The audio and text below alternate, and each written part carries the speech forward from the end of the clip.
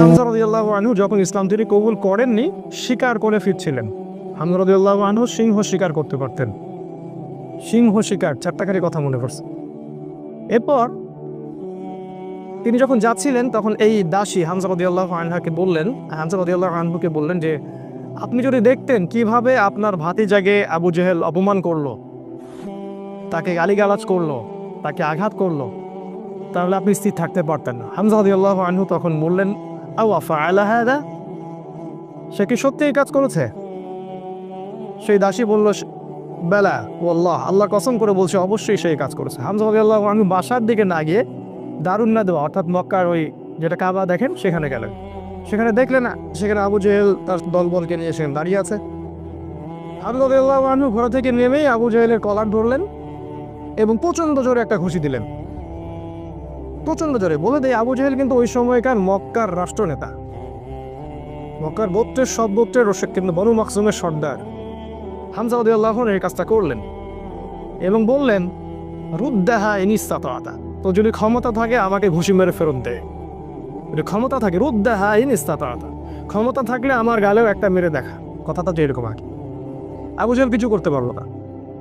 হামজা রাদিয়াল্লাহু আনহু বললেন, ইন্নী আশহাদু আল্লা ইলাহা ইল্লাল্লাহ ওয়া আকুলু মা ইয়াকুল, আমি সাক্ষ্য দিচ্ছি আল্লাহ ছাড়া কোনো মাবুদ নাই, আমার ভাতিজা যা বলে আমিও তাই বলি। রুদ্দাহা ইন ইসতাতা, যদি তোমার ক্ষমতা থাকে তাহলে আমাকে আঘাত করে দেখা। আজকে থেকে আমি তার দলে, সে যা বলে আমিও তাই বলি। হামজা রাদিয়াল্লাহু আনহু ছুটলেন তার ভাতিজার দিকে, দারুল আরকামে গিয়ে তাকে পেলেন এবং সেখানে গিয়ে বললেন, ইয়া ইবনে আখি, হে আমার ভাতিজা, কুনতু আনসুরুকা বিল হামিয়া, আমি তোমাকে এর আগে আত্মীয়তার সম্পর্কের জন্য প্রোটেক্ট করতাম। ওয়ালান আনসুরুকা লিল ইসলাম, আর আজকে থেকে আমি তোমাকে ইসলামের জন্য প্রোটেক্ট করব ইনশাআল্লাহ। এই ঘটনায় রাসূল সাল্লাল্লাহু আলাইহি ওয়াসাল্লাম এত খুশি হয়েছিলেন, তিনি হামজা রাদিয়াল্লাহু আনহুকে একদম বুকে জড়িয়ে ধরে চুমু খাইলেন। আর যখন হামজা রাদিয়াল্লাহু আনহু উহুদের মাঠে শহীদ হন, আমাদের নবীজি অঝোর নয়নে কেঁদেছেন। তার শাহাদাতের দৃশ্য যদি দেখতেন, আমরা দেখতে পারতাম তাকে বর্ষা নিক্ষেপ করে হত্যা করা হয়েছে। বর্ষাটা তার কলিজা ভেদ করে পিছন দিয়ে বের হয়ে গেছে, চোরাগোপ্তা হামলা চালিয়ে, কারণ সামনে থেকে তাকে মারার ক্ষমতা ছিল না। আজকেও ইসলামকে সামন থেকে শেষ করা এত সহজ না, এই জন্য পিছন থেকে সবসময় চক্রান্ত করতে থাকে এরা, কিভাবে কোথায় কি লাগায় দেওয়া যাবে, কিভাবে কি করা যাবে। আর তার কলিজাটা হিন্দা ছিঁড়ে দাঁত দিয়ে কামড়ানোর চেষ্টা করেছিল। এই হচ্ছে আমাদের শেকড়ের পূর্বপুরুষরা। তাই এই ঘটনাটা ওমর রাদিয়াল্লাহু আনহু দেখেছিলেন। ওই দিন এই ঘটনাটা ওমর রাদিয়াল্লাহু আনহু দেখলেন এবং বাসায় গিয়ে তিনি চিন্তা করতে থাকলেন যে সব ফাসাদের মূল মনে হয় মুহাম্মদ। এই ব্যক্তিদের কারণেই আরবের মধ্যে বিভক্তির সৃষ্টি হচ্ছে, ফিতনা ফাসাদ সৃষ্টি হচ্ছে। তাহলে আমার করণীয় কি? আমিও তো একটা গোত্রের নেতা, তিনি আদি গোত্রের নেতা ছিলেন। তো তিনি খোলা তরবারি হাতে চললেন, এবার তিনি নবীজিকে হত্যা করবেন। ওই যে ঘটনাটা জানেন আপনারা। প্রতিমধ্যে একজনের সাথে দেখা হলো, সে বললো যে নবীজিকে হত্যা করার আগে তুমি তোমার বোন আর ভগ্নিপতির বাসায় যাও, তারও তো ইসলাম কবুল করেছে। তিনি আসলেন, এসে দরজা যখন নক করলেন, দরজার আড়াল থেকে শুনতে পারলেন ভিতরে তিলাওয়াত হচ্ছে কিছু একটা।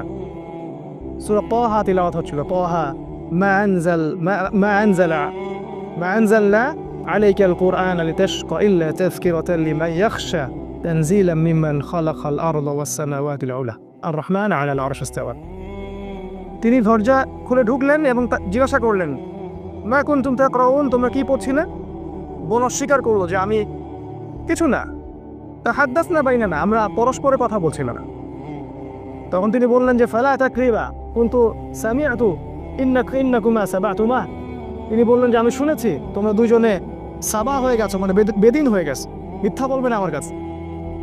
তখন তার ভগ্নিপতি বললেন, ইয়া ওমর আল রাইতা হাক্কান ফি গায়রি দীনি, এই কথাটা বললেন। হে ওমর, তুমি কি ইসলাম ছাড়া অন্য কোনো দিনের মধ্যে হক খুঁজে পেয়েছো? তখন তিনি বুঝতে পারলেন সত্যি সত্যি ইসলাম কবুল করেছে। তিনি মারধর শুরু করলেন। এক পর্যায়ে বোনকে থাপ্পড় মারলেন, রক্তাক্ত হয়ে গেলেন। এবং তার বোন তখন তার নাকের উপরেই বললেন যে শাহিদতু আল্লা ইলাহা ইল্লাল্লাহ ওয়া আন্না মুহাম্মাদান আবদুহু ওয়া রাসূলুহু কিফআল মা শি'তা, তোমার যা ইচ্ছা তুমি তাই করো, আমি সাক্ষ্য দিচ্ছি আমরা যে আল্লাহ ছাড়া কোনো ইলাহ নাই এবং মুহাম্মদ আল্লাহর রাসূল সাল্লাল্লাহু আলাইহি ওয়াসাল্লাম। ওমর রাদিয়াল্লাহু আনহু ঠান্ডা হলেন এবং যেহেতু বোনকে মারছেন, একটা ভালোবাসা তো কাজ করে। মাথা যখন ঠান্ডা হওয়া, তিনি জিজ্ঞাসা করলেন যে তোমরা কি পড়ছিলে? তিনি বললেন, নাচিনি অখতি, আমাকে ওই কাগজটা দেওয়া হয় আমার বোন, আমি একটু পড়ে দেখি। প্রথমে তিনি দিতে চান নাই, পরে তার ভগ্নিপতি বললে, তার স্বামী তাকে বললেন যে ইশারা করলেন তাকে দেও, কারণ তারা জানতেন ওমর রাদিয়াল্লাহু আনহু একজন স্বচ্ছ মনের মানুষ ছিলেন, মানে হয় হকের পক্ষে নাহলে বাতিলের পক্ষে, মন একদম ফ্রেশ, ভিতরে কোনো প্যাচ নাই, মানে আমাদের মতো না কিন্তু, মানে কিছু কিছু হকে আবার কিছু কিছু বাতিলে, দেখেন না সুবিধা খোঁজে, আজকে যদি অনুকূল থাকে তাইলে প্রতিকূল থাকলে নাই, এই টাইপের ছিলেন, একদম স্টেপ ফরওয়ার্ড যে আমি হয় এদিকে আছি না এদিকে। এবার ওমর রাদিয়াল্লাহু আনহু সেই ওই চিরকুটটা পড়া শুরু করলেন, সেখানে সূরা তাহা লেখা ছিল, এবং বলে রাখি ওই সময় আরবে মেবি আমি একটু ভুল হতে পারি, 16 থেকে 17 জন পড়াশোনা করতে পারতেন, 16 থেকে 17 জন লেখাপড়া করতে পারতেন, বাকিরা লেখাপড়া করতে জানতেন না। ইভেন আমাদের নবী সাল্লাল্লাহু আলাইহি ওয়াসাল্লামও লিখতে পড়তে জানতেন না, ওমর রাদিয়াল্লাহু আনহু পড়তে জানতেন। তিনি পড়লেন এবং পড়ে বুঝতে পারলেন, যখন তিনি সূরাটা তেলাওয়াত করতে করতে করতে করতে এই আয়াতে আসলেন, সূরা তাহার দেখবেন প্রায় এই যে 10 থেকে 20-এর মধ্যে আয়াতগুলো, যে তাদেরকে অবকাশ দাও সেই দিন পর্যন্ত, জালেমদেরকে অবকাশ দাও সেই দিন পর্যন্ত যখন আল্লাহ পাক তাদের প্রত্যেককে ধরে ধরে হিসাব নেবেন। এই আয়াতগুলো যখন তিনি পড়তে লাগলেন তখন তার হৃদয়টা গলে, মানে আল্লাহর কালাম তো তিনি বুঝতে পারছেন তিলাওয়াত, তিনি আর থাকতে পারলেন, স্থির থাকতে পারলেন না। তিনি একটা কথা বলেন, আমিন হাদা ফাররাত কুরাইশ, কুরাইশরা কি এটা থেকেই পালাচ্ছে? তার ইশারা করলেন যে কুরাইশরা এখান থেকেই পালাচ্ছে। তিনি চমকিয়ে দরদর করে পানি পড়তে লাগলেন, তিনি বললেন খুজুন ইয়া রাসূলুল্লাহি ওয়া আসফারে, আমাকে আল্লাহ রাসূল এবং তার সাহাবীদের কাছে নিয়ে চলো, আযহাবু ইলাইহি ওয়া আসলিমু, আমি তার কাছে যাব এবং ইসলাম কবুল করব। তিনি চললেন দারুল আরকামের দিকে, সেখানে ছিলেন হামজা রাদিয়াল্লাহু আনহু, ওই যে কিছুদিন আগে ইসলাম কবুল করছেন। হামজা রাদিয়াল্লাহু আনহু একজনকে পাঠালেন, দরজায় দেখো কে নক করছে। সে গিয়ে দেখলো সাহাবীর নাম সম্ভবত খাব্বাব রাদিয়াল্লাহু আনহু। তিনি দেখলেন ফুটা দিয়ে যে ওমর ইবনুল খাত্তাব দরজার বাইরে তরোয়াল হাতে আছে, তিনি ভয় পেয়ে গেলেন। ভিতরে এসে বললেন ক্বাদ জা ইবনুল খাত্তাব বিসাইফ, ইবনুল খাত্তাব তরোয়ালি হাতে এসেছে। তখন ওমর, সবাই ভয় পেয়ে গেলেন, আবু বকর সিদ্দিক সহ, যে এবার না জানি কি হয়, কিয়ামত হয়ে যাবে এখানে, কারণ তার প্রচণ্ড রাগ ছিল। তিনি যে কত বড় যোদ্ধা ছিলেন সেটা বদরের মাঠে গেলে বুঝতে পারবেন, বদরের মাঠে আবার যখন যাবো সব। তো হামজা রাদিয়াল্লাহু আনহু বললেন মা লাকুম ক্বাদ উজিতুম, তোমাদের কি হয়েছে, তোমরা ভয় পাচ্ছ কেন? ইফতাহু লাহুল বাব, তার জন্য দরজাটা খুলে দাও। লাউ ইউরিদ বিহি খায়রান ইয়াসলিম, সে যদি উত্তম কিছুর জন্য আসে ইসলাম কবুল করবে। আও ইউরিদ গায়রা যালিক ইয়াকুনু কাতলুহু আলাইনা হাইয়িনা, আর যদি ও খারাপ কোনো ইন্টেনশন এখানে আসে, ওকে আমরাই ধরে মেরে ফেলে দিব। এই যে হামজা, উনিও কাউকে টারান না, তুমি এত বড় যোদ্ধা তো কি বিস, আমরাও তোমার চেয়ে কম না। তো তিনি ওমর রাদিয়াল্লাহু আনহুর কলারটা ধরে ভিতরে নিয়ে আসলেন, নিয়ে এসে দরজার সাথে ঠেকিয়ে দিয়ে বললেন যে আলা তানতাহি হাত্তা ইয়ানজিলাল্লাহু বিকা কারিয়া, আলা তানতাহি হাত্তা ইয়ানজিলাল্লাহু বিকা কারিয়া, তুমি কি ততদিন পর্যন্ত বিরত হবে না যতদিন না আল্লাহ পাক তোমার উপরে কোনো শাস্তি আযাব পাঠাচ্ছে আসমান থেকে? এভাবে তিনি ধমক দিলেন আর কি। ওমর রাদিয়াল্লাহু আনহু ঠান্ডা হলেন, কারণ উনি তো ইসলাম কবুল করতে সেখানে আসছেন। এরপর রাসূল সাল্লাল্লাহু আলাইহি ওয়াসাল্লাম সেখানে বের হলেন, তিনি রাসূলের সামনে দাঁড়িয়ে, ওমর ইবনুল খাত্তাব রাসূল সাল্লাল্লাহু আলাইহি ওয়াসাল্লামের সামনে দাঁড়িয়ে বললেন ইয়া রাসূলুল্লাহ, হে আল্লাহর রাসূল, জিতুকা উমিনু বিল্লাহি ওয়া রাসূলিহি, আমি আল্লাহ এবং তার রাসূলের প্রতি ঈমানদার হয়েই এখানে এসেছি। ওয়া বিমা জিতা বিহি মিন ইনদিল্লাহ, এবং আপনি আল্লাহর পক্ষ থেকে যে কিতাব নিয়ে আসছেন তার প্রতি ঈমানদার হয়েই আমি এখানে আসছি। কালিমার সাক্ষ্য দিলেন, রাসূলকে বুক ভরে বললেন যে এর আগ পর্যন্ত আমি ইসলামের যে বিরোধিতা করেছি, আজকের পর থেকে আমি ইসলামের পক্ষের শক্তি হয়ে কাজ করবো ইনশাআল্লাহ। আর তোমরা ইসলাম আমার আগে কবুল করে যত নেকি কামাই করেছো, আজকে থেকে ইনশাআল্লাহ আমি তোমাদেরকে টক্কর দিব ইনশাআল্লাহ। তিনি ঘর থেকে বের হয়ে গেলেন, প্রথমে গেলেন আবু জেহেলের বাসা। আবু জেহেলের বাসা নক করে বললেন আলা আলিমতা আন্নী ক্বাদ আসলামতু, তুমি কি জানো যে আমি ইসলাম কবুল করেছি? বুকের পাঠা দেখছেন? দিন পালন করে বাসায় বলতেই পারে না যে আমি কোরআন সুন্নাহ ফলো করছি, আমি দিন পালন করছি। বাপের ভয়, মায়ের ভয়, সরকারের ভয়, নেতা খেতার ভয়, কত ভয়। আমাদের বাপদাদাই কি আসলে এরকম ছিলেন? কিন্তু আবু জেহেলের বাসায় গিয়ে বললেন তুমি কি হাল আলিমতা আন্নী ক্বাদ আসলামতু, আবু জেহেল তুমি কি জানলা যে আমি ইসলাম কবুল করছি? আবু জেহেল আকাশ থেকে পড়লো হাল ফাআলতা হাদা, তুমি কি সত্যি এটা করেছো? লা তাফআল, এটা করিও না। ও ভয় পেয়ে যাচ্ছে, কারণ এ তো ইসলামে গেলে খবর আছে আমাদের। তখন উনি চোখ মুখ বড় করে বলেছিলেন বাল ফাআলতু, আমি অবশ্যই ইসলাম কবুল করেছি।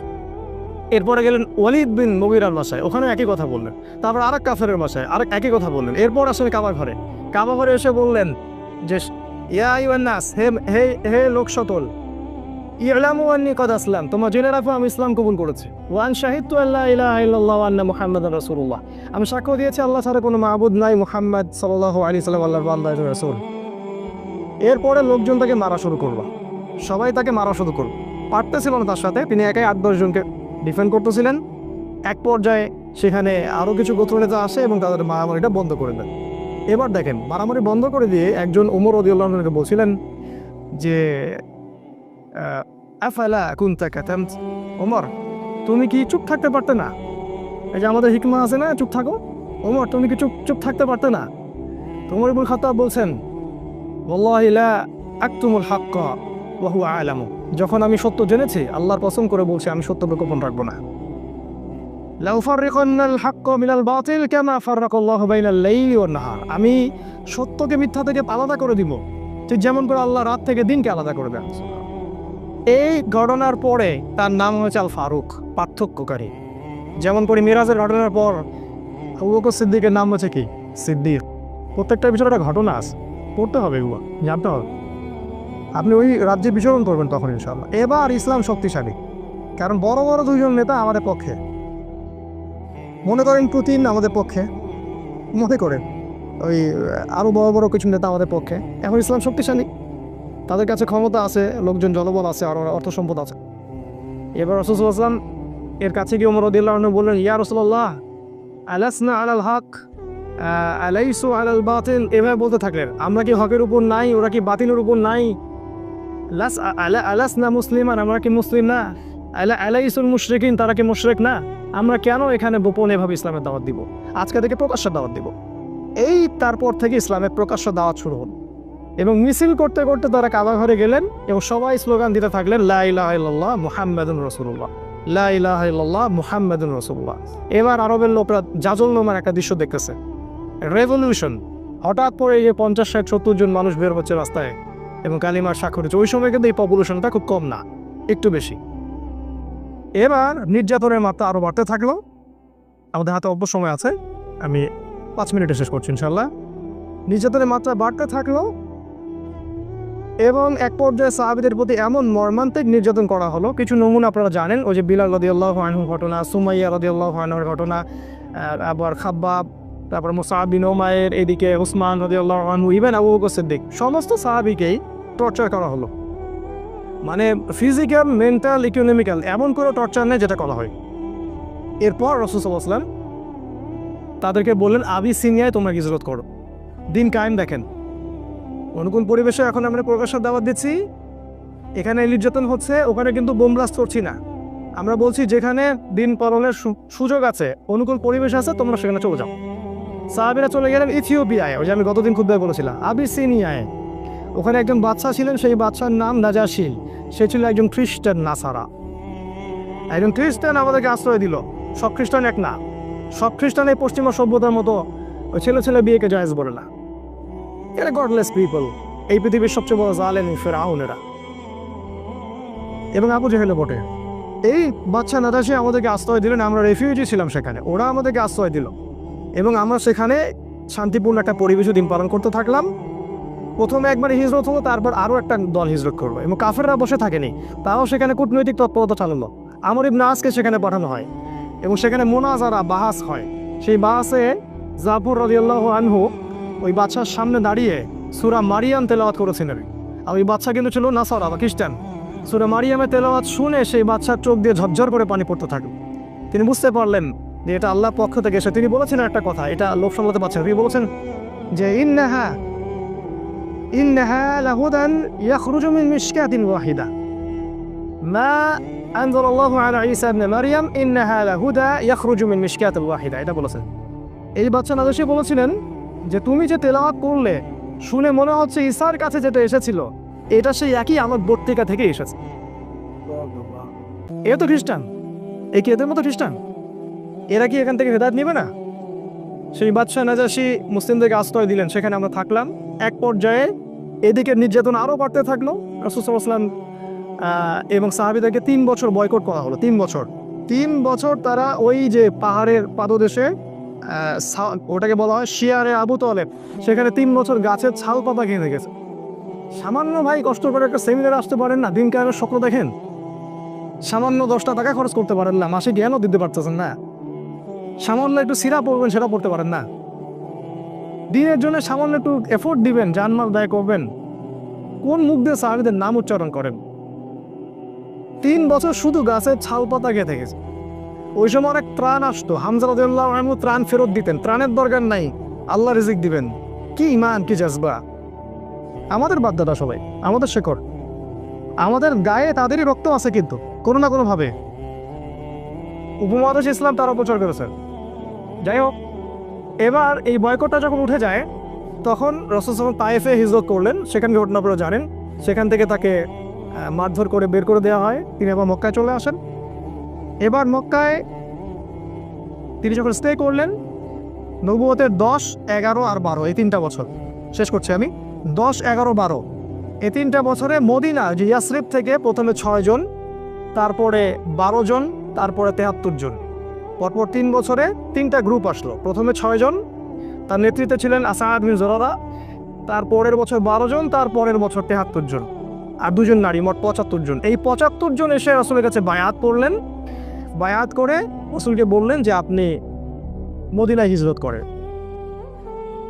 এবার রাসূল সাল্লাল্লাহু আলাইহি ওয়াসাল্লাম সাহাবীদেরকে নিয়ে মদিনায় হিজরত করলেন।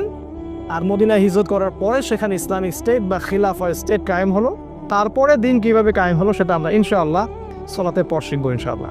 জাযাকুম আসসালামু আলাইকুম ওয়া রাহমাতুল্লাহ। বিসমিল্লাহি আউওয়ালাহু ওয়া আখিরাহু, আলহামদুলিল্লাহ।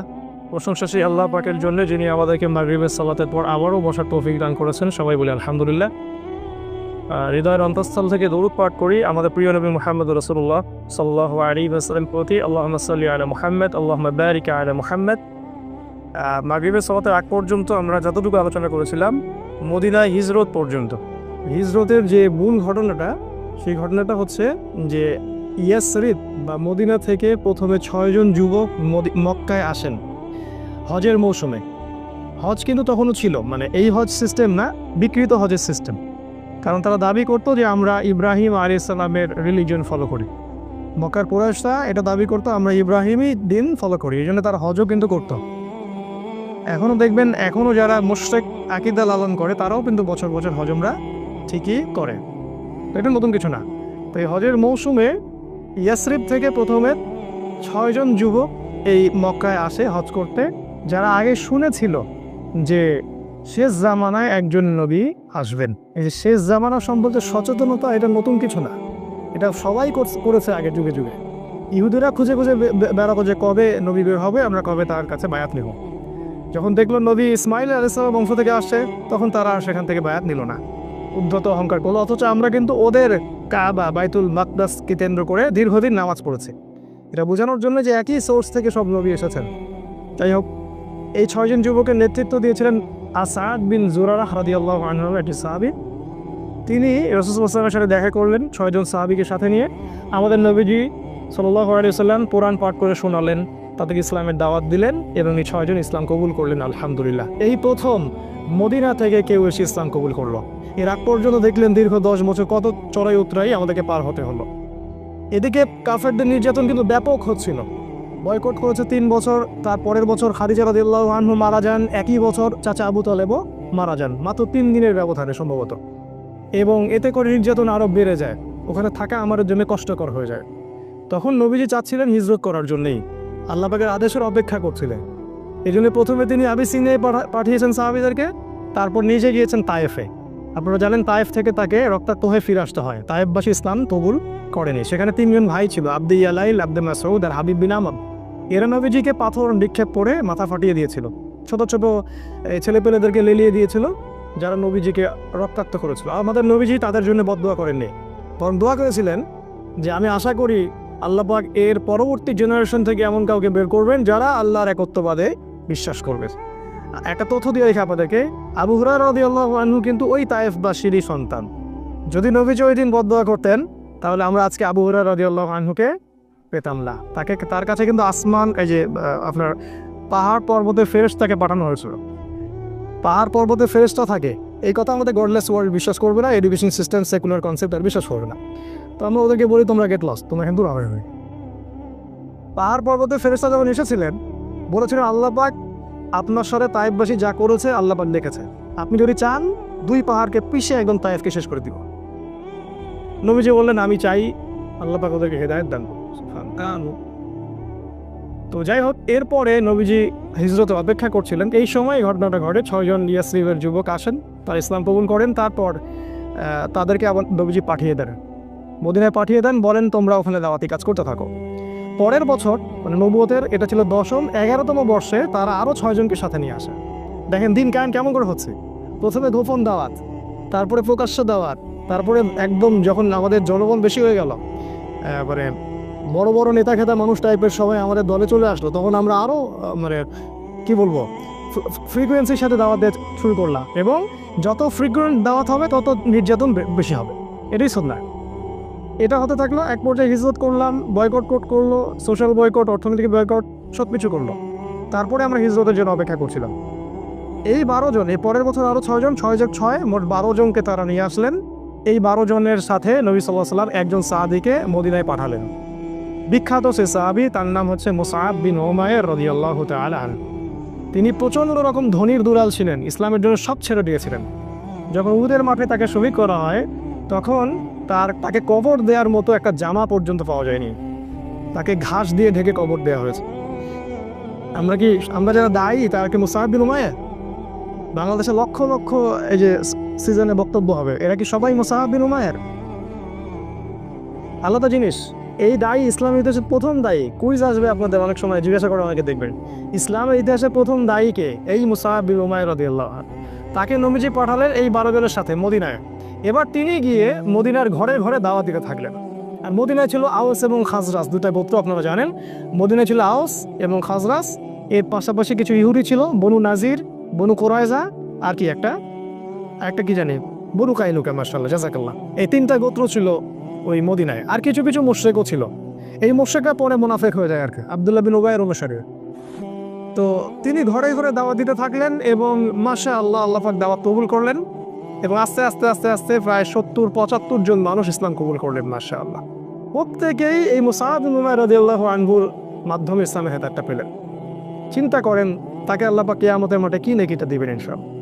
এবার ওখানে হিজরত করার পটভূমি রচিত হলো। মানে এমন কোনো জায়গায় যাওয়া যাবে না দিনের ব্যাপারটা নিয়ে হিজরত করে যেখানে আমাদের লোকাল সাপোর্ট নাই। প্রতিটা জায়গায় আপনি একটা দলিল পাবেন। একটু ঠান্ডা মাথায় চিন্তা করেন, দেখেন নবী কীভাবে দিন কায়েম করেছেন। ওখানে লোকাল সাপোর্ট পেলাম, আউস এবং খাজরাজ তারা ইসলাম কবুল করলো। এবার নবুয়তের 13তম বর্ষে এই 73 জন পুরুষ আর 2 জন নারী। জিজ্ঞাসা করি ভাইয়া 2 জন নারীর একজনের নাম বলো, হয়তো বলতে পারবেন না। জানা উচিত ছিল। ক্যাটরিনা কাইফকে তো সবাই চেনে, তাই না? সাকিবের স্ত্রীর নাম জানে, নুসাইবা, একজনের নাম হচ্ছে নুসাইবা রাদিয়াল্লাহু আনহা, তিনিও উহুদের মাঠে যুদ্ধ করেছেন বীর বিক্রমে। আরেকজনের নাম আসমা, তিনিও মাশাআল্লাহ একজন বলিষ্ঠ সাহাবী ছিলেন। ইনি আবু বকর সিদ্দিকের মেয়ে না, আরেকজন। তো এই 2 জন নারী আর 73 জন পুরুষ রাসূলের কাছে আসলেন নবুয়তের 13তম বর্ষে। এবার এই বায়াত হচ্ছে। বায়াত তো বোঝেন, আমাদের এই মানে দল সংগঠন বা পীর মুরিদের বায়াত না, এটা বায়াত 2টা ক্ষেত্রে হয়, এক নবীর হাতে অথবা ইসলামী রাষ্ট্রপ্রধানের হাতে। এই 2টা সেক্টরে বায়াত হচ্ছে ইসলাম, অন্য কোনো সেক্টরে বায়াত হয়নি। At the same time Abu Bakr Siddique বায়াত নিচ্ছেন, অন্য সাহাবীরাও বায়াত নিচ্ছেন, এমন কোনো ঘটনা নাই। ইসলামী স্টেটের খলিফা যিনি হবেন তার হাতে আপনি বায়াত নেবেন, জনগণ মৌখিক স্বীকৃতি দিবে। আর নবীর হাতে সবাই হাতে হাত রেখে বায়াত নিতেন, মহিলারা বাদ দিয়ে। বায়াত কিসের উপর হলো? 6টা বিষয়ের উপরে। বিষয়গুলো একটু বলি। 1 নাম্বার, তারা আল্লাহ নবীর হাতে বায়াত করলেন হাতে হাত রেখে যে আমরা আপনার কথা শুনবো এবং মানব। যারা অ্যাসোসিয়েশন করতে চান, ফাউন্ডেশন করেন বা দিন কায়েম করতে চান, ছোট স্কেলে হোক আর বড় স্কেলে হোক, যেই নেতা হোক না কেন, সে হাবশি গোলামও হোক না কেন, সে যদি কোরআন এবং সুন্নাহ অনুযায়ী আপনাদেরকে পরিচালিত করে, তার কথা আপনাকে শুনতে হবে, মানতে হবে। প্রথম বায়াতের একটা সেক্টর ছিল। আমরা হাতে হাত রেখে বায়াত করতে বলিনি, শিক্ষাটার কথা বলছি। না হলে কোনো অ্যাসোসিয়েশন, কোনো সংগঠন, কোনো ফাউন্ডেশন বা কোনো দাওয়াতি কাফেলা টিকবে না, অসম্ভব। শ্রবণ আনুগত্য নাই, সামি'না আতা'না নাই, টিকবে না। 2 নাম্বার, তারা বায়াত করেছিলেন যে আমরা সুখে অথবা দুঃখে, সচ্ছল অসচ্ছল উভয় অবস্থায় আল্লাহর পথে দান করব, ব্যয় করব। চিন্তা করেন, 3 নাম্বার বলেছে আমরা সৎ কাজের আদেশ করব। 4 নাম্বার অসৎ কাজে নিষেধ করব। 5 নাম্বার সত্য প্রচারে নিন্দুকের নিন্দার পরোয়া করব না। চিন্তা করতে পারে না কি বিষয়ে বায়াত হচ্ছে। সত্য প্রচারে কারো নিন্দার পরোয়া আমরা করব না। 6 আমরা আপনাকে হে নবী এমনভাবে প্রোটেক্ট করব, মানে হেফাজত করব মদিনায় ইনশাআল্লাহ, যেভাবে আমরা আমাদের স্ত্রী সন্তানদেরকে হেফাজত করি। এই 6টা বিষয়ের উপর তারা হাতে হাত রেখে বায়াত করলেন এবং তারা জিজ্ঞাসা করলেন যে ইয়া রাসূলুল্লাহ এগুলো করলে আমরা কি পাবো? রাসূল সাল্লাল্লাহু আলাইহি ওয়াসাল্লাম বলেন আল জান্নাহ, তোমরা জান্নাত পাবে। এবার নাযিল হলো সূরা তাওবার 111 নম্বর আয়াত, ওই যে নিশ্চয়ই আল্লাহ মুমিনদের জান মাল ক্রয় করেছেন এই জান্নাতের বিনিময়ে। এই হলো আয়াতের পটভূমি। ইন্নাল্লাহা আশতারা মিনাল মুমিনিনা আনফুসাহুম ওয়া আমওয়ালাহুম বিআন্না লাহুমুল জান্নাহ। যখন আপনি এই বিষয়গুলো জানবেন তখন পড়ে নাজিস পড়ে মজা পাবেন কখন কোনটা কোন জায়গায় আসছে। এবার নবীজি হিজরত করলেন একা না, তিনি সবার শেষে গেলেন। প্রথমে সাহাবীদেরকে পাঠিয়ে দিলেন। নেতা যে হবে সে আগে বিপদ ফেস করবে, তার অনুসারীদেরকে সে আগে সিকিউর জায়গায় নিয়ে যাবে, তারপর সে যাবে। এক নেতাকে হতে হবে আত্মত্যাগী। আগে কর্মীদের স্বার্থ দেখতে হবে, তাদের মেন্টালিটি বুঝতে হবে, কার মানসিকতা কি, কার মধ্যে কি পোটেনশিয়াল আছে। তিনি যাকে তাকে দাওয়াত দিতে পাঠান নাই, মুসআব বিন উমাইরকেই পাঠিয়েছেন, কারণ তিনি জানতেন যে তার মধ্যে এই যোগ্যতাটা আছে। তারপর তিনি হিজরত করলেন। আপনারা জানেন ওই হেরা গুহায় কি হলো, দারে সাউরে কি হলো। এদিকে 100 উটের ঘোষণা হলো, ধরে আনতে পারলে 100 উট দেওয়া হবে। আল্লাহ পাক তাকে নিরাপদে পৌঁছে দিলেন মদিনায়। এইবার মদিনায় গিয়ে ইসলামিক স্টেট কায়েম হলো। কিভাবে? আওস এবং খাজরাজের সাহাবীরা আনুগত্য করলেন এবং রাসূল সাল্লাল্লাহু আলাইহি ওয়াসাল্লামকে ইসলামিক স্টেটের প্রেসিডেন্ট বানিয়ে দিলেন। আল্লাহ পাক এই ওয়াদাটা করেছিলেন সূরা নূরের 55 নম্বর আয়াতটা পড়ে দেখবেন। আল্লাহ পাক আগেই বলেছিলেন যে ওয়া'আদাল্লাহুল্লাযীনা আমানু ওয়া আমিলুস সলিহাতি লা ইস্তাখলিফান্নাকুম ফিল আরদ কামা ইস্তাখলাফাল্লাযীনা মিন ক্বাবলিকুম। আয়াতটা শুনেন। আল্লাহ পাক বলছেন নিশ্চয়ই আল্লাহ ওয়াদা করেছেন যারা ঈমানদার এবং যারা সৎ আমল করে যে আল্লাহ পাক তাদেরকে অবশ্যই খেলাফত দান করবেন। সূরা নূরে আছে 55 নম্বর আয়াত। খেলাফত পাওয়ার শর্ত এটা, আপনাকে ঈমানদার হতে প্রকৃত আমল সালেহ করতে হবে। একটা বড় শেষের দিকে আরো 2টা শর্ত আছে। 1, আল্লাহর সাথে শিরিক করা যাবে না। আর 2 নম্বর, আল্লাহ যখন ক্ষমতা দিবে তখন ইনসাফ ছাড়া অন্য কোনো দুর্নীতি করা যাবে না, তাহলে শক্তি নষ্ট হয়ে যাবে, খেলাফত চলে যাবে, যেটা হয়েছে এখন আমাদের। খেলাফা কায়েম হয়ে গেল এবং ওখানে ইহুদিদের সাথে একটা চুক্তি হলো। আওস খাজরাজ ইহুদি সবার সাথে একটা চুক্তি হলো, কারণ ওরা ইসলামিক স্টেটের মধ্যে চলে আসনা। ওরা পছন্দ করেনি নবীকে, তারপরেও তাদেরকে সেখানে থাকতে তারা বাধ্য হলো। এবং মুশরিক যারা ছিল ওখানকার, তারা মুনাফিক হয়ে আব্দুল্লাহ বিন উবাইয়ের নেতৃত্বে ইসলামের শত্রুতা করতে থাকলো। তারা বাহ্যিকভাবে ইসলাম কবুল করলো ঠিকই, কিন্তু অভ্যন্তরীণ দিক থেকে তারা ইসলামকে পছন্দ করেনি। আর আমাদের নবী এই সনদটার নাম দিয়েছিলেন মদিনা সনদ। আজকে যদি প্রতিটা মুসলিম দেশ, অ্যাটলিস্ট মুসলিম দেশ মদিনা সনদ অনুযায়ী চলতো, তাহলে আমাদের সমাজের অবস্থা আজকে এমন হতো না। মুখে খালি বলি আমরা মদিনা সনদ, কোনো মদিনা সনদের এগুলো বাস্তবায়ন না, সবই বোগাস, আইওয়াশ, খালি মানুষকে ধোকা দেওয়া। এরপর কি হলো? এরপরে আমরা কিন্তু দেখেন স্টেট পেলাম। দেখেন ইসলামিক আইন বাস্তবায়ন তখন হলো যখন আমরা স্টেট পেলাম। তারপরে মক্কায় কোনো ইসলামিক আইন বাস্তবায়ন করলেন না নবীজি। মক্কায় যখন সাহাবীদেরকে নির্যাতন করা হচ্ছিল, সাহাবীরা বলছিলেন আমাদেরকে যুদ্ধের অনুমতি দেন ইয়া রাসূলুল্লাহ, আমরা আল্লাহর পথে যুদ্ধ করবো এই মুশরিকদের বিরুদ্ধে। আমাদের নবীজি কিন্তু বলছিল সবর করো, ইসবির ইয়া আলা ইয়াসির ইন্নামা ওয়াইদাকুমুল জান্নাহ, তোমরা ধৈর্য ধরো, তোমাদের জন্য জান্নাত আছে। ওই সময় ধৈর্যটাই ছিল আমাদের জিহাদ, কারণ মক্কায় আমাদের এরকম পরিবেশ ছিল না। কখন কি করতে হবে দিন কায়েমের ক্ষেত্রে বুঝতে হবে। মদিনায় গিয়ে আমরা পেলাম ইসলামিক স্টেট, আমাদের সার্বভৌমত্ব, মদিনা চুক্তি হয়ে গেল। এবার আমরা ইকোনমির দিকে ফোকাস করলাম, অর্থনীতি শক্তিশালী করা শুরু করলো, সামরিক প্রশিক্ষণ দেওয়া শুরু করলো, সাহাবীরা অস্ত্রশস্ত্র বানানো শুরু করলেন, একদম কূটনৈতিক তৎপরতা শুরু হলো এবং সারিয়া অভিযান শুরু। আজকে ওই গোত্রে তো কালকে ওই গোত্রে, কারণ আমাদের মিলিটারি পাওয়ার আছে। এখন আমরা ফোর্সফুলি অন্য গোত্রে যাচ্ছি এবং ইহুদিকে ইসলামের দাওয়া দিচ্ছি। কোনো কোনো ক্ষেত্রে ওরা যদি অন্যায় করে আমাদের বিরুদ্ধে, আমরা ওখানে অস্ত্র দিয়ে প্রতিবাদ করছি। এক পর্যায়ে মুশরিকরা মক্কার, তারা যখন বদর প্রান্তে আসলো, তখন আমরা ওখানে গেলাম। আমরা আক্রমণ করিনি বদরে। তোমরা যারা ইসলামকে জঙ্গিবাদের আর এই যে সন্ত্রাসের ধর্ম বানিয়েছো মিডিয়ার মাধ্যমে, তোমাদের মতো ছোট লোক এই পৃথিবীতে কারণ নাই, এদের মতো বড় মিথ্যাবাদী এই পৃথিবীতে কারণ কেউ নাই। বদরে ওরা আক্রমণ করেছিল, আমরা ডিফেন্ড করেছি প্রথম, এবং ওদের সৈন্য সংখ্যা ছিল 1000, আমাদের মাত্র 300 জন। ওদের 70টা উট, এতগুলা ঘোড়া, আমাদের মাত্র 2টা ঘোড়া। অসম যুদ্ধ, কোনো ক্যালকুলেশনই মিলবে না যুদ্ধ।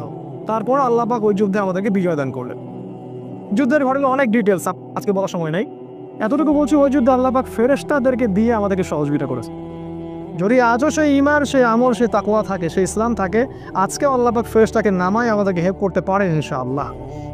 এবং সেটা হচ্ছে পৃথিবীতে দেখবেন বিভিন্ন জায়গায় অনেক মুসলিম ভাই যারা দীর্ঘদিন ধরে এই কুফার, এই ফাসেকা জালেমদের বিরুদ্ধে দাঁড়িয়ে আছে, আপনি দেখবেন তাদের হাতে এমন কোনো অস্ত্রশস্ত্র নাই, কিন্তু তারপরেও বড় বড় পরাশক্তিরা ওদের সামনে মাথা নত করতে বাধ্য হচ্ছে। দেখছি না আমরা একটা ভিডিওর মাধ্যমে। এখন আল্লাহ পাক সাহায্য করেন। আল্লাহ পাক সূরা আনআমে, সূরা আনফালের মধ্যে বলেছেন যে আল্লাহ পাক প্রায় 5,000 3,000 ফেরেশতা আল্লাহ পাক পাঠিয়ে দিয়েছিলেন সেদিন মুসলিমদের সহযোগিতা করার জন্য। আল্লাহ পাক চাইলে আরও 1,000 পাঠাতে পারতেন। আল্লাহ বলেছেন এই কথাগুলো।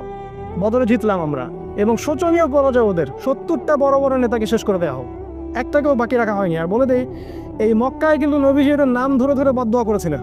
আপনারা হয়তো জানেন, মক্কায় নবীজি এদের নাম ধরে ধরে বদদোয়া করেছিলেন, আল্লাহ একে দেখে নিও, একে দেখে নিও, একে দেখে নিও।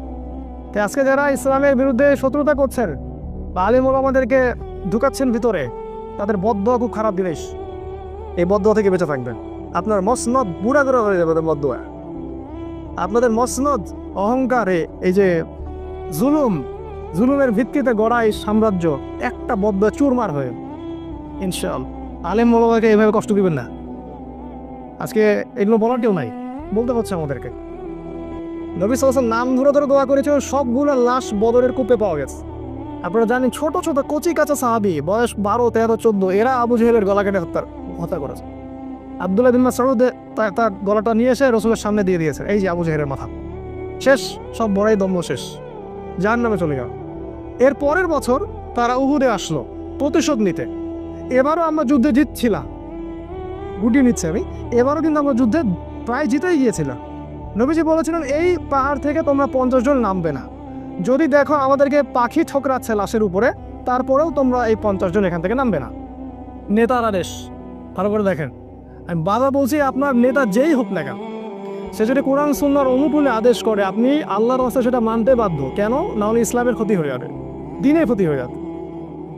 ওই 50 জন দেখলেন যে যুদ্ধে আমরা প্রায় জিতে গেছি, আল গানিমা বলে তারা ওখানে দৌড়ানো শুরু করলেন। আর এই সুযোগের অপেক্ষা করছিলেন কে? খালিদ বিন ওয়ালিদ। তখন তিনি ইসলাম কবুল করেননি। তিনি পিছন দিক থেকে ঘোড়সাওয়ার নিয়ে আসলেন এবং একেবারে কচু কাটা বলে যা বোঝা, একদম ছিন্ন ভিন্ন হয়ে গেল যুদ্ধের ময়দান। সমস্ত সাহাবী বিচ্ছিন্ন হয়ে পড়লেন। ইভেন আমাদের নবী সাল্লাল্লাহু আলাইহি ওয়াসাল্লামও একা হয়ে পড়লেন। তার পাশে মাত্র 7 জন কি 9 জন সাহাবী বাকি ছিলেন। আমাদের নবীজি বললেন, কে আছো এদের থেকে আমাকে প্রোটেক্ট করবে? একটা একটা করে সাহাবী বলছিলেন, আমি আমি আমি, এবং জীবন দিচ্ছিলেন। তালহা রাদিয়াল্লাহু আনহু তিনি বলেছেন যে আমার এই বুকের মধ্যে তীর এসে লাগছিল এবং আমার ওই সময় ঘুম পাচ্ছিল। সুবহানাল্লাহ। এবং সাকিনা আল্লাহ পাক দিয়েছিলেন, তিনি এক হাতে তরবারি নিয়ে লড়াই করছিলেন। তার গায়ে পরে দেখা গেছে 70টা অস্ত্র চোটের দাগ আছে, 70টার মতো। তালহা রাদিয়াল্লাহু আনহা, তাকে বলা হয় জীবন্ত শহীদ। তার পাশেই মাত্র 7 থেকে 9 জন সাহাবী ছিলেন, তারা প্রত্যেকে জীবন উৎসর্গ করে নবীজিকে প্রোটেক্ট করলেন। আমাদের নবীজির আহত হলেন, তার দাঁত ভেঙে গেল। এইখানে এই ডান চোয়ালের ভিতরে কড়া আছে না, লৌহ বর্মের কড়া, এটা ঢুকে চলে গেছিল ভিতরে। 3 জনের নাম আজকে বলতেছি না, সময় কম, সময় লেগে যাবে। এই 3 জন নবীকে আক্রমণ করেছিল আর কি। ইবনু কামিয়া একজনের নাম, একজন সাদ ইবনে আবি ওয়াক্কাসের ভাই, এরা মিলে নবীকে আক্রমণ করেছিল। তো নবীজি রক্তাক্ত হলেন, আহত হলেন, এবং সাহাবীরা প্রায় 70 জন সাহাবী শহীদ হয়ে গেল। তার মধ্যে বিখ্যাত সাহাবী হামজা রাদিয়াল্লাহু আনহু ছিলেন, যাকে বর্ষা নিক্ষেপ করে হত্যা করা হয়। এই মুসআব বিন উমাইর রাদিয়াল্লাহু আনহুও শহীদ হয়ে গেলেন। এগুলো বলা আমার খুব পিপাসা ছিল, ইনশাল্লাহ পরে এক সময় হবে। যে এই সাহাবীর ডান হাত কেটে ফেলা হয়, ডান হাত দিয়ে অস্ত্র চালাচ্ছিলেন, ডান হাত কেটে ফেলা হয় অস্ত্রের আঘাতে, তারপর বাঁ হাত দিয়ে তরোয়াল চালাচ্ছিলেন। একজন মুসলিম কখনো পরাজিত হয় না শেষ পর্যন্ত সে সাদায় পড়ার চেষ্টা করেন। তারপর তিনি বুকের সাথে পতাকাটাকে জড়িয়ে রেখেছিলেন। এই অবস্থায় তাকে দ্বিখণ্ডিত করে হত্যা করা হয়। এই হলো মুসআব বিন উমাইর রাদিয়াল্লাহু। এরকম অসংখ্য সাহাবী, 70 জন সাহাবী সেদিন শহীদ হয়ে গেলেন। কেন? ওই যে নেতা আদেশ করেছিলেন ওখান থেকে নেমো না, যদি আমাদেরকে দেখো পাখি ঠোকরাচ্ছে তাও নেমন, তারা কিন্তু দৌড়ালেন গানিমা। এই ভুলের মাসুল দিতে হলো এবং সাময়িকভাবে আমরা উহুদ যুদ্ধে কিন্তু মোটামুটি বলা যায় পরাজিত বা প্রান্তে চলে গেলাম। যদিও বা তারপরে ওই সাহাবীদের মাধ্যমে এবং আল্লাহ রাসূল ডাক দিলেন, এই সাহাবীরা তোমরা আমার কাছে চলে আসো, তখন সাহাবীরা যখন তার কাছে আসলেন, নবী সাল্লাল্লাহু আলাইহি ওয়াসাল্লাম আস্তে আস্তে করে উহুদ পাহাড়ের দিকে উঠে গেলেন এবং তাকে সেভ করা হলো। কিন্তু ব্যাপক ক্ষতি হয়ে গেল ইসলামের। 70 জন সাহাবী শহীদ হয়ে গেলেন। এই হলো উহুদ। তারপর আসলো খন্দক। পরের বছর তারা আবার আক্রমণ করলো। এবার তারা ওই ইহুদিদের সাথে চুক্তি করে আক্রমণ করলো। ভিতরের ইহুদি বনু কুরাইজার সাথে চুক্তি করে তারা আক্রমণ করলো। ভিতরেও শত্রু, বাইরেও শত্রু। কি করবে? এখন সালমান আল ফারসি তিনি পরামর্শ দিলেন, ইয়া রাসূলুল্লাহ, সামনে একটা খন্দক করে ফেলেন। এটা হচ্ছে পারস্যের টেকনিক, মানে ওই সময় ইরাক ইরান এই জায়গার টেকনিক, যুদ্ধ টেকনিক, কৌশল। খন্দক থাকলে ওরাও আসতে পারবে না, আমরাও ডিফেন্ড করতে পারবো। আমাদের নবীজি খেয়ে না খেয়ে সেই খন্দক খুঁড়লেন নিজে, খালি পেটে, পেটের মধ্যে পাথর বেঁধে। প্রত্যেক সাহাবীকে 10 হাত করে জায়গা দেওয়া হলো, তোমরা খোঁড়ো। আজকে আমরা যারা দিনের রিপ্রেজেন্টেটিভ আর কি, দিনের জন্য কিছু কিছু কাজ করতে নিজের অপমান মনে হয়, ছোট মনে হয়, তাই না? আমাদের নবীজি নিজে সেখানে খন্দক খুঁড়লেন, এত বড় নেতা হয়েও আজকে আমাদের অপমান ফিল হয় দিনের জন্য কাজ করতে। দিনের কোনো কাজই ছোট না। এবং ওই সময় অনেক মোজেজা দেখা গেল, নবীজির বরকতে খাবার বেড়ে গেল, অনেক ঘটনা ঘটেছে। যাই হোক, ওরা আক্রমণ করলো কিন্তু ওরা কিছু করতে পারলো, কারণ খন্দক ছিল। এই প্ল্যানটা খুব মাস্টার প্ল্যান ছিল। এই টেকনিকটা আরবের কেউ তখন দেখে নাই, প্রথম দেখা। আর সালমান আর ফার্সিকে আল্লাহ রসুল একজন বুকে জড়িয়ে ধরলেন। তিনি বলেন, সালমান মিন আহলি বাইত, সালমান আজকে থেকে আমার পরিবারের একজন। চিন্তা করছেন, সালমান আমার পরিবারের একজন আজকে থেকে। এই জন্য শিয়ারা তাকে নিয়ে একটু বেশি বাড়াবাড়ি করেন। এই জন্য বুঝবেন, এখন বুঝবেন জিনিসগুলো। তারপরে এবার সেখানে একজন বিখ্যাত সাহাবী ছিলেন, সাদ ইবনে মুআয রাদিয়াল্লাহু আনহু। তার একটা কথা ছিল, এই কথাটা বলে আমি আগাচ্ছি। তিনি বলেছিলেন, ইয়া রাসূলুল্লাহ, আপনি যুদ্ধ করেন, আমরা মুসাকে তার কম যা বলেছিল আমরা কখনো আপনাকে সেটা বলবো না। আপনি যদি আমাদেরকে নিয়ে সমুদ্রে ঝাঁপাতে চান, আমরা আপনার সাথে সমুদ্র লাভ দিতে প্রস্তুত আছি। পাবেন এরকম অনুসারী? এখন এরকম মুসলিমদের পাবেন? এই সাদ ইবনে মুআয রাদিয়াল্লাহু আনহুকে এই খন্দকের যুদ্ধে শহীদ করা হয় এবং তিনি দোয়া করেছেন, আল্লাহ, মুশরিকদের সাথে যদি কোনো যুদ্ধ বাকি থাকে আমাকে জীবিত রেখো। তিনি শহীদ হলেন এবং শহীদ হওয়ার আগে বললেন যে আজকের পর থেকে মুশরিকরা আমাদেরকে আর আক্রমণ করবে না। আমি আল্লাহর কাছে দোয়া করেছিলাম, যদি মুশরিকদের সাথে কোনো যুদ্ধ বাকি থাকে আল্লাহ আমাকে আপনি বাঁচিয়ে রাখেন। আজকে আমি শহীদ হচ্ছি, তার মানে এরপর থেকে ইসলাম আরও সামনের দিকে যাবে, আর ওরা আমাদেরকে আক্রমণ করতে পারবে না। এবং তাই হলো। এরপর থেকে তারা আর আমাদেরকে আক্রমণ করতে পারলো না। এরপর থেকে সব কাউন্টার অ্যাটাক শুরু হলো এবং আমরা এবার অফেন্সিভলি অ্যাটাক করা শুরু করলাম। আগে আমরা ডিফেন্স করছিলাম, এবার আমরা অ্যাটাক করা শুরু করলাম। আস্তে আস্তে আরও তো বিভিন্ন গোত্রগুলো আমরা আস্তে আস্তে করতলগত করলাম। এবং 6ষ্ঠ হিজরিতে গিয়ে নবী সাল্লাল্লাহু আলাইহি ওয়াসাল্লাম হুদাই ওই যে ওমরা করতে যেতে চাইলেন, তারা পথ আটকে দিল। এবং ওখানে খালিদ বিন ওয়ালিদ অন্যান্য সাহাব, ওই সময় তারা মানে কুফার ছিলেন, তারা পথ আটকে দিল। সেখানে চুক্তি হলো, হুদাইবিয়ার চুক্তি, 10 বছর আমরা লড়াই করব না, আমাদের কেউ আপনাদের ওখানে গেলে আপনারা ফিরিয়ে দিবেন, আপনাদের কেউ আসলে আমরা ফিরিয়ে দেবো না, ইত্যাদি। সবগুলোতে নবীজি বললেন, ঠিক আছে, তোমরা যা বলবো তাই। কারণ নবীজি জানতেন কোনো মুসলিম মুরতাদ হয়ে তোমাদের দলে যাবে না, যদি আসে তাহলে তোমাদের থেকে আমাদের এখানে আসবে। এবং তিনি চাচ্ছিলেন, দেখেন মাস্টার প্ল্যানটা ছিল এই নবীজির মাস্টার প্ল্যান। দিন কায়েম মানে আপনাকে মাস্টার প্ল্যান করতে হবে, একদম বড় প্ল্যান, ছট পোষে আপনাকে প্ল্যান মাফিক। হলো নবীজি চাচ্ছিলেন আগে বড় শক্তিটার সাথে আমরা চুক্তিবদ্ধ হই, তারপরে আমি ছোট ছোট সবগুলোকে দেখে নিব। কারণ ছোট ছোট কারা? মদিনার মুনাফিক, ওই বনু কুরাইজা, বনু কাইনুকা, বনু নাজির, এদেরকে দেখতে হবে। কারণ এরা সত্য প্রচারে নিন্দুকের নিন্দার পরোয়া করবে না। চিন্তা করতে পারে না কি বিষয়ের বায়াত হচ্ছে। সত্য প্রচারে কারো নিন্দার পরোয়া আমরা করবো না। 6, আমরা আপনাকে হে নবী এমনভাবে প্রোটেক্ট করব, মানে হেফাজত করব মদিনায় ইনশাআল্লাহ, যেভাবে আমরা আমাদের স্ত্রী সন্তানদেরকে হেফাজত করি। এই 6টা বিষয়ের উপর তারা হাতে হাত রেখে বায়াত করলেন এবং তারা জিজ্ঞাসা করলেন যে ইয়া রাসূলুল্লাহ, এগুলো করলে আমরা কি পাবো? রাসূল সাল্লাল্লাহু আলাইহি ওয়াসাল্লাম বলেন, আল জান্নাত, তোমরা জান্নাত পাবে। এবার নাযিল হলো সূরা তাওবার 111 নম্বর আয়াত, ওই যে নিশ্চয়ই আল্লাহ মুমিনদের জান মাল ক্রয় করেছেন এই জান্নাতের বিনিময়ে। এই হলো আয়াতের পটভূমি। ইন্নাল্লাহা আশতারা মিনাল মুমিনিনা আনফুসাহুম ওয়া আমওয়ালাহুম বিআন্না লাহুমুল জান্নাহ। যখন আপনি এই বিষয়গুলো জানবেন তখন কোরআন হাদিস পড়ে মজা পাবেন, কখন কোনটা কোন জায়গায় আসছে। এবার নবীজি হিজরত করলেন একা না, তিনি সবার শেষে গেলেন। প্রথমে সাহাবীদেরকে পাঠিয়ে দিলেন, নেতা যে হবে সে আগে বিপদ ফেস করবে, তার অনুসারীদেরকে সে আগে সিকিউর জায়গায় নিয়ে যাবে, তারপর সে যাবে। এক নেতাকে হতে হবে আত্মত্যাগী, আগে কর্মীদের স্বার্থ দেখতে হবে। তাদের মেন্টালিটি বুঝতে হবে, কার মানসিকতা কি, কার মধ্যে কি পোটেনশিয়াল আছে। তিনি যাকে তাকে দাওয়াত দিতে পাঠান নাই, মুসআব বিন উমাইরকেই পাঠিয়েছেন, কারণ তিনি জানতেন যে তার মধ্যে এই যোগ্যতাটা আছে। তারপর তিনি হিজরত করলেন। আপনারা জানেন ওই হেরা গুহায় কি হলো, দারের সাউরে কি হলো। এদিকে 100 উটের ঘোষণা হলো, ধরে আনতে পারলে 100 উট দেওয়া হবে। আল্লাহ পাক তাকে নিরাপদে পৌঁছে দিলেন মদিনায়। এইবার মদিনায় গিয়ে ইসলামিক স্টেট কায়েম হলো। কিভাবে? আওস এবং খাজরাজের সাহাবীরা আনুগত্য করলেন এবং রাসূল সাল্লাল্লাহু আলাইহি ওয়াসাল্লামকে ইসলামিক স্টেটের প্রেসিডেন্ট বানিয়ে দিলেন। আল্লাহ পাক এই ওয়াদাটা করেছিলেন, সূরা নূরের 55 নম্বর আয়াতটা পড়ে দেখবেন। আল্লাহ পাক আগেই বলেছিলেন যে ওয়া'আদাল্লাহুল্লাযীনা আমানু ওয়া আমিলুস সলিহাতি লা ইস্তাখলিফান্নাকুম ফিল আরদ কামা ইস্তাখলাফাল্লাযীনা মিন ক্বাবলিকুম। আয়াতটা শুনেন, আল্লাহ পাক বলছেন নিশ্চয়ই আল্লাহ ওয়াদা করেছেন যারা ঈমানদার এবং যারা সৎ আমল করে যে আল্লাহ পাক তাদেরকে অবশ্যই খেলাফত দান করবেন। সূরা নূরে আছে 55 নম্বর আয়াত। খেলাফত পাওয়ার শর্ত এটা, আপনাকে ঈমানদার হতে প্রকৃত আমল সলেহ করতে হবে। একটা বড় শেষের দিকে আরো 2টা শর্ত আছে। এক, আল্লাহর সাথে শিরিক করা যাবে না।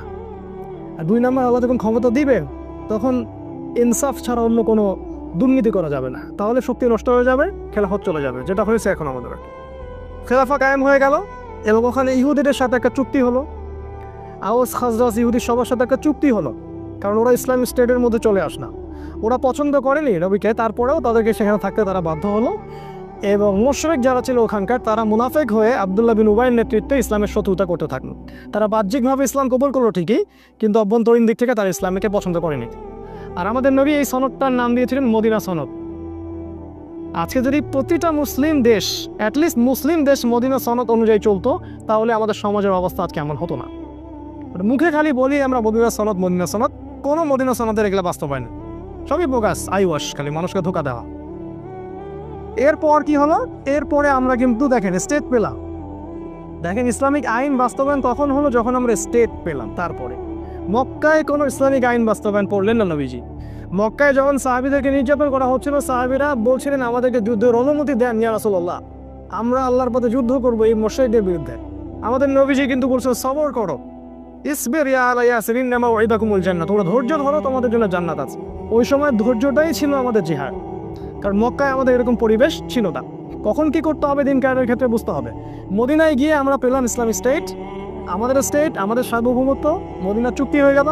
এবার আমরা ইকোনমির দিকে ফোকাস করলাম, অর্থনীতি শক্তিশালী করা শুরু করলো, সামরিক প্রশিক্ষণ দেওয়া শুরু করলো, সাহাবীরা অস্ত্রশস্ত্র বানানো শুরু করলেন, একদম কূটনৈতিক তৎপরতা শুরু হলো এবং সারিয়া অভিযান শুরু হলো। আজকে ওই গোত্রে তো কালকে ওই গোত্রে, কারণ আমাদের মিলিটারি পাওয়ার আছে এখন আমরা ফোর্সফুলি অন্য গোত্রে যাচ্ছি এবং ওদেরকে ইসলামের দাওয়া দিচ্ছি। কোনো ক্ষেত্রে ওরা যদি অন্যায় করে আমাদের বিরুদ্ধে, আমরা ওখানে অস্ত্র দিয়ে প্রতিবাদ করছি। এক পর্যায়ে মুশরিকরা মক্কার, তারা যখন বদর প্রান্তে আসলো, তখন আমরা ওখানে গেলাম। আমরা আক্রমণ করিনি বদরে। তোমরা যারা ইসলামকে জঙ্গিবাদের আর এই যে সন্ত্রাসের ধর্ম বানিয়েছো মিডিয়ার মাধ্যমে, তোমাদের মতো ছোট লোক এই পৃথিবীতে কারণ নাই, এদের মতো বড় মিথ্যাবাদী এই পৃথিবীতে কারণ নাই, কেউ নাই। বদরে ওরা আক্রমণ করেছিল, আমরা ডিফেন্ড করেছি প্রথম, এবং ওদের সৈন্য সংখ্যা ছিল 1000, আমাদের মাত্র 300 জন। ওদের 70টা উট, এতগুলো ঘোড়া, আমাদের মাত্র 2টা ঘোড়া। অসম যুদ্ধ, কোনো ক্যালকুলেশনই মিলবে না যুদ্ধ। তারপর আল্লাহ পাক ওই যুদ্ধে আমাদেরকে বিজয় দান করলেন। যুদ্ধের ঘটনা অনেক ডিটেলস আজকে বলার সময় নাই, এতটুকু বলছি, ওই যুদ্ধে আল্লাহ পাক ফেরেশতাদেরকে দিয়ে আমাদেরকে সহযোগিতা করেছে।